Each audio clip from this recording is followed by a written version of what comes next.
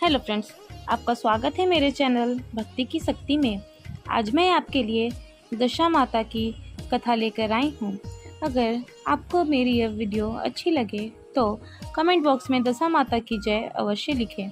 और यदि आप मेरे चैनल पर नए हैं और अभी तक आपने मेरे चैनल को सब्सक्राइब नहीं किया है तो प्लीज़ सब्सक्राइब कर लें और बेल आइकन पर प्रेस कर दें ताकि मेरे नए आने वाली वीडियो की नोटिफिकेशन आपको मिलती रहे। चैत्र मास के कृष्ण पक्ष की 10वीं तिथि को दशा माता का व्रत किया जाता है। मान्यता के अनुसार इस दिन दशा माता की पूजा से घर परिवार में सुख समृद्धि बनी रहती है और परेशानियां खत्म होती हैं। दशा माता कोई और नहीं, माँ पार्वती का ही रूप है। इस दिन वृक्षों की त्रिवेणी, पीपल, नीम और बरगद का भी पूजा करने का विधान है। इस व्रत को रखने वालों को दशा माता की कथा अवश्य पढ़नी या सुननी चाहिए। तो आइए शुरू करते हैं दशा माता की कथा।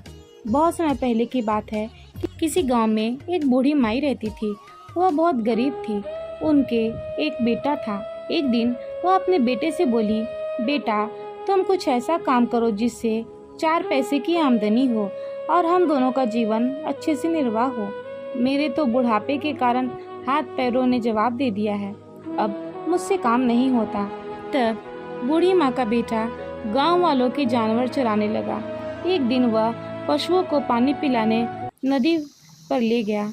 वहाँ कुछ महिलाएं स्नान करके दशा माता का डोरा ले रही थी। उनके पास एक डोरा बच गया।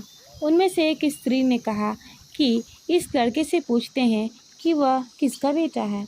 तब एक स्त्री लड़के के पास जाकर पूछने लगी, तुम्हारे घर में कौन कौन है? लड़के ने बताया कि केवल मेरी बूढ़ी माँ है। स्त्रियों ने लड़के को एक डोरा देते हुए कहा कि तुम इसे ले लो, जाकर अपनी माता को दे देना और कहना कि इसका पूजन और व्रत करे। हम तुम्हें सीधा और पूजा सामग्री भी देते हैं, इसे भी अपनी माता को दे देना। लड़के ने उनसे डोरा ले लिया। फिर सब स्त्रियों ने उसे सीधा भी दिया। लड़का उन सामान को लेकर घर आ गया। उसने दरवाजे से ही माँ को पुकारा और बोला, गठरी तो उतार लो, मैं बोझ से दबा जा रहा हूँ। उसकी माँ बहुत प्रसन्न हुई। माँ ने बेटे से पूछा, यह सब कहाँ से लाए हो? लड़के ने माँ को सब बात बता दी और दशा माता का डोरा भी दे दिया। तब बूढ़ी माँ ने डोरे को माथे से लगाया और उसी दिन से व्रत करने लगी। 9 दिन तक कथा कहानी कहती रही। 10वें दिन बूढ़ी माँ ने उन डोरे की पूजन की तैयारी शुरू की। वह डेहरी के बाहर गोबर से लीप रही थी। उसी समय एक गरीब बूढ़ी माँ आकर बोली, क्या कर रही हो बहन? उसने जवाब दिया, आज मेरे घर दशा माता का पूजन है, इसलिए लीप रही हूँ। बूढ़ी रूपी दशा माता बोली, मुझे बहुत प्यास लगी है, थोड़ा सा पानी दे दो। इस पर लड़की की माँ बोली, मैं तो इस मिट्टी के बर्तन में पानी पीती हूँ। मेरे घर में लोटा या लुटिया कुछ भी नहीं है। मैं तुम्हें पानी किस चीज़ में भर कर दूँ? एक कटोरी ही है मेरे घर में, पता नहीं वह कहाँ पड़ी होगी। जरा तुम ठहरो, मैं कटोरी ले आऊँ, तब मैं तुमको पानी पिलाऊंगी। बूढ़ी माँ हाथ धोकर अंदर कटोरी लेने गई। इसी बीच दशा माता, जिन्होंने बूढ़ी का रूप धर रखा था, उसके मटके रखने की जगह पर एक सोने का घड़ा रखकर अंतर्ध्यान हो गई। बूढ़ी माँ कटोरी लेकर मटके के पास आई। वह सोने का घड़ा देखकर बहुत घबरा गई।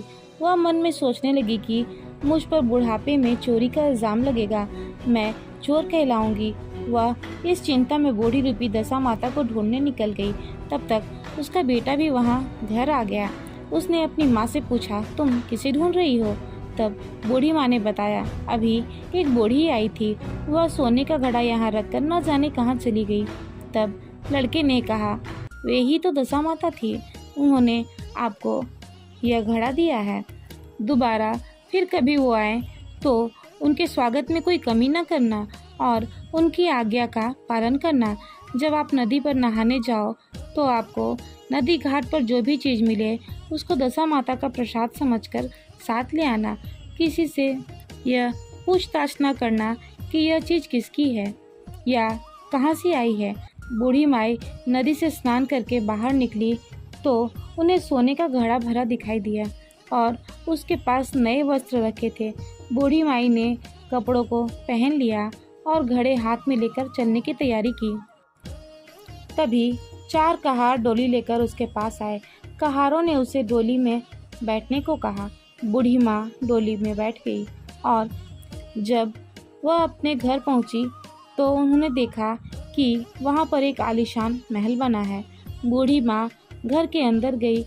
वहां उसने श्रद्धापूर्वक और भक्ति भाव से दशा माता के डोरे की पूजन की और हाथ जोड़कर वरदान मांगी कि जिस प्रकार आपने मुझे संपत्ति दी है उसी प्रकार मेरे घर में एक सुशील बहू आ जाए, तभी ये सब शोभा देगा। कुछ दिनों बाद लड़के का विवाह हो गया और बहुत ही सुंदर व सुशील बहू बूढ़ी माई के घर आ गई। बूढ़ी माँ ने दोबारा दशा माता से वर मांगा कि जैसे मेरे बेटा बहू सुशील और सच्चे हैं उसी प्रकार से मैं एक पोता पाऊँ। कुछ दिनों बाद बूढ़ी माँ के घर पौत्र का जन्म हुआ। एक दिन बूढ़ी माई ने अपने बहू को पास बिठाकर समझाई कि यह सब संपत्ति दशा माता की कृपा से है। उनकी ही कृपा से तुम इस घर में आई हो।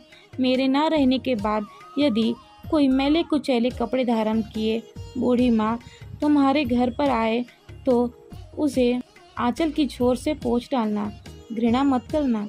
उनसे प्रार्थना करना कि यह सब आपका दिया हुआ है। जब भी दशा माता का डोरा लेना हो तुम भी उस डोरे को अवश्य लेना और श्रद्धापूर्वक उनका पूजन करना। जब भी तुम्हारे ऊपर संकट के बादल घिराएं तो सुहागिनों को न्योता देना। दशा माता की कृपा से तुम्हारी सब इच्छाएं पूरी होंगी। कुछ दिनों बाद बूढ़ी माई का स्वर्गवास हो गया। दशा माता ने सोचा कि बूढ़ी माई के घर चलकर देखना चाहिए कि उसकी बहू सास के वचनों का पालन करती है या नहीं। एक दिन दशा माता ने वृद्ध भिखारिन का वेश धरकर उसके घर गई। उसे देखते ही बहू उठ खड़ी हुई, उनके पैर छुए और बालक को उनके गोद में डाल दिया। उसकी श्रद्धा भक्ति से दशा माता बहुत प्रसन्न हुई। उन्होंने आशीर्वाद दिया कि तेरी धर्म बुद्धि है, भगवान तेरा कल्याण करेंगे, तुम्हारे भंडार भरे रहेंगे, तुम्हारी हर इच्छा पूरी होगी। इतना आशीर्वाद देकर दशा माता वहाँ से अंतर्ध्यान हो गई और बूढ़ी माई का बेटा बहू अपने पुत्र के साथ खुशी खुशी रहने लगे और प्रतिदिन दशा माता का पूजन करने लगे। हे दशा माता, जैसे आपने उस बूढ़ी ब्राह्मणी पर कृपा की वैसे ही अपने सभी भक्तों पर अपनी कृपा सदा बनाए रखना। जय हो दशा माता की। आपको मेरी ये वीडियो पसंद आई हो तो वीडियो को लाइक करें और ज़्यादा से ज़्यादा शेयर करें और मेरे चैनल को सब्सक्राइब करना न भूलें। वीडियो में अंत तक बने रहने के लिए आपका धन्यवाद।